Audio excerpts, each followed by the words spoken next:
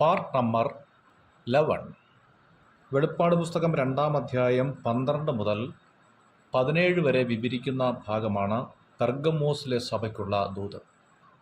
Roman ചക്രവർത്തിമാരാലുള്ള പീഡകൾക്ക് ഒരറുതി വന്ന കാലഘട്ടത്തിൻ്റെ സംക്ഷിപ്ത രൂപമാണ് പെർഗമോസിലെ സഭയ്ക്കുള്ള ദൂത് എന്ന് പറയാം. സഭ ലോകത്തോട് അവിഹിത ബന്ധം സ്ഥാപിച്ച ഒരു കാലമാണ് എന്നും കൂടെ കൂട്ടിച്ചേർക്കാം. സകല ബാബിലോണ്യ ആചാരങ്ങളും 3-ാം നൂറ്റാണ്ടോടുകൂടിയാണ് സഭയിലെത്തിയത്.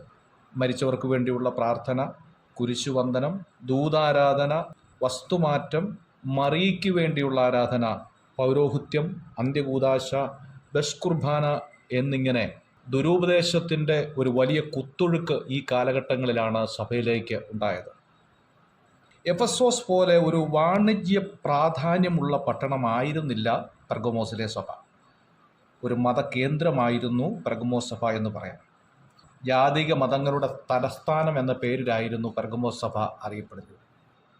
എസ്കീലാപ്പിയോസിൻ്റെ ഒരു ക്ഷേത്രം ഇവിടെ ഉണ്ടായിരുന്നതായി ചരിത്രം സാക്ഷിയാണ്. ഈ ദേവൻ്റെ ചിഹ്നം ഒരു പാമ്പിൻ്റെ രൂപത്തിലാണ് ഉണ്ടായിരുന്നത്. തന്മൂലം സാത്താൻ്റെ സിംഹാസനം ഇവിടെ എന്ന് പറയാൻ കാരണമായി എന്ന് വിശ്വസിക്കുന്നവരും ഉണ്ട്. വെളിപ്പാട് പുസ്തകം 2-ാം അധ്യായം അതിൻ്റെ 12-ാമത്തെ വാക്യത്തിൽ വളരെ പ്രധാനപ്പെട്ടതായ ഒരു കാര്യം ഓർമ്മപ്പെടുത്തിക്കൊണ്ടാണ് ഈ സഭാദൂത് മുമ്പോട്ട് പോകുന്നത്. മൂർച്ചയേറിയ ഇരുവായ്ത്തലയുള്ള വാൾ എന്നാണ് ആ വാക്ക്. പുതിയ നിയമത്തിൽ ഈ പ്രയോഗം ഏതാണ്ട് 7 സ്ഥലങ്ങളിൽ കാണുന്നുണ്ട്. ലൂക്കോസിൻ്റെ സുവിശേഷം 2-ാം അധ്യായം 35-ാം വാക്യത്തിലും, വെളിപ്പാട് പുസ്തകം 1-ാം അധ്യായം 16-ാം വാക്യത്തിലും, വെളിപ്പാട് പുസ്തകം 2-ാം അധ്യായം 12-ാം വാക്യത്തിലും, വെളിപ്പാട് പുസ്തകം 2-ാം അധ്യായം 16-ാമത്തെ വാക്യത്തിലും, വെളിപ്പാട് പുസ്തകം 2-ാം അധ്യായം 8-ാം വാക്യത്തിലും, വെളിപ്പാട് പുസ്തകം 19-ാം അധ്യായം 15-ാം വാക്യത്തിലും, വെളിപ്പാട് പുസ്തകം 19-ാം അധ്യായം 21-ാമത്തെ വാക്യത്തിലും ഇങ്ങനെ 7 ഭാഗങ്ങളിൽ മൂർച്ചയേറിയ ഇരുവായ്ത്തലയുള്ള വാളിനെക്കുറിച്ച് വിവരിക്കുന്നുണ്ട്.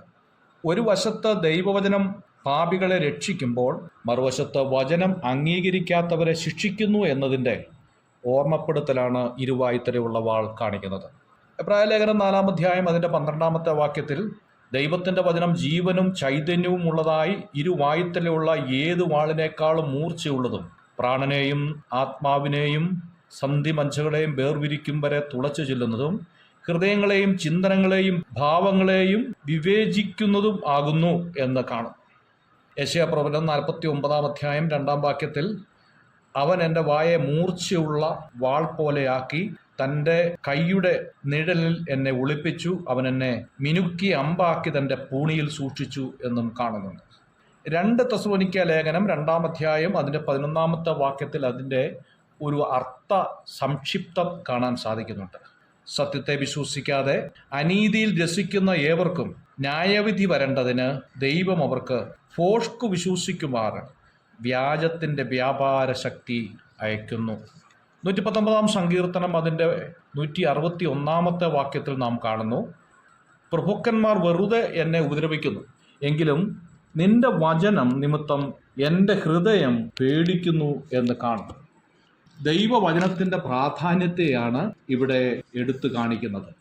ദൈവവചനം മനുഷ്യനെ ആത്മശാന്തിയും നിത്യതയും അവന് പ്രദാനം ചെയ്യുമ്പോൾ തന്നെ അതനുസരിക്കാതിരിക്കുന്നവർക്ക് വലിയ ഒരു ന്യായവിധിയും ഉണ്ടാക്കുന്നു എന്ന കാര്യമാണ് ഈ ഭാഗം ഓർമ്മപ്പെടുത്തുന്നത്.